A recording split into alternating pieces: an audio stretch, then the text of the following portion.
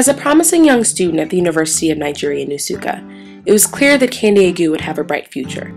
But at the time, no one would have predicted that at the height of her career in the IT industry, she would decide to venture into Nigeria's risky business climate. A proud Wimbiz member since 2006, Mrs. Egu stopped by the office one afternoon to explain. When I wanted to start my own business, I never thought I didn't feel comfortable about setting up my own IT company. So it was never a thought for me. It was actually a major challenge because I didn't know what else to do. I didn't know. One night in my dream, my son said to me, "Mommy, you're looking for what to do. This is what you can do." And right in my room, I had this little chair in my room. And on the chair, I saw loads of toys, loads of gift items. And I'm thinking, what's this boy saying? I mean, what has that got to do with me? And it had nothing to do with who I was at that time or what I have been doing at that time. After doing her research, Mrs. Egu decided to take her son's advice and establish two businesses in the toy and game industry.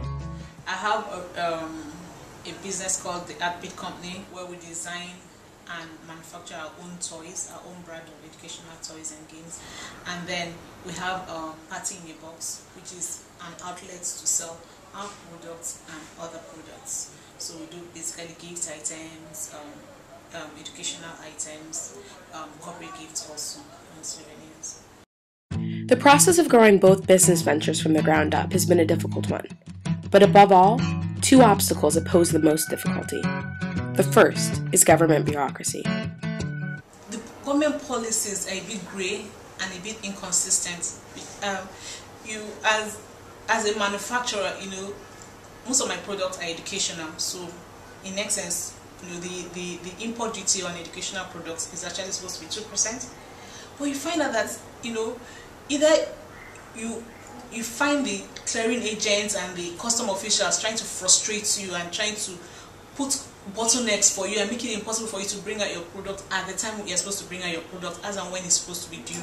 So those are the obstacles that you face, and they keep telling you, oh, you're supposed to have this documentation or you're supposed to have that documentation, and every time you think that you've crossed that hurdle, someone pops up something else. So you think that, okay, with this set of products, I've gone through the learning curve and I've understood what the process is, and then when you have another set of products that you want to introduce into the market, it's a different story. So it's so inconsistent. It's such a challenge. Sexist attitudes about women in business have also stood in Candy's way. It's easier for a man to walk into a bank and negotiate financing for business than it is for a woman. Most times you find out that somehow they'll rather deal with other men. They think that men are easier to deal with because as a woman you're more detailed. You want to understand why you have to do what you are being asked to do. A woman means that we can multitask. I can do several other things at the same time. We are better managers. So there are obstacles, but again, there are also advantages to being a woman. I think that there are a lot of women who have set a good precedence for us in the Nigerian market, and who are charting the course for women, who have shown that women will always make good on any credit facility that you give them. And so it's the window of opportunities we need to open up for women businesses in this country, and I think that that's a good thing. Eyes of your mind, your ears and mouth.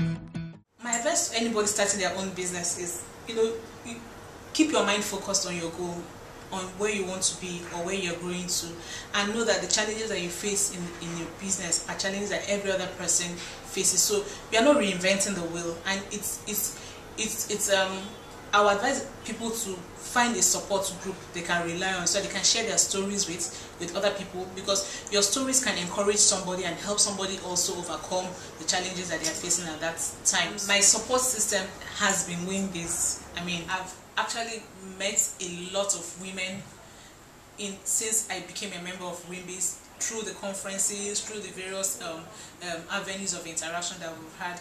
I'm having a challenge, and I automatically speak to, if I don't know who to talk to, I can call Wimbiz Secretariat, speak with Ini, speak with Tony, and they refer me to someone whom I can discuss with and talk to, and who can, who has been through what I'm currently going through, who can support me in trying to overcome the obstacles that I have.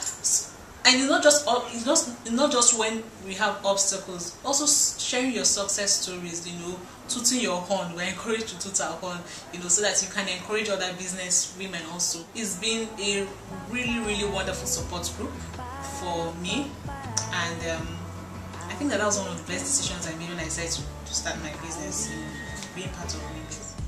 We all need love and understanding. So drop your guns and your swords, and let's just live all as one.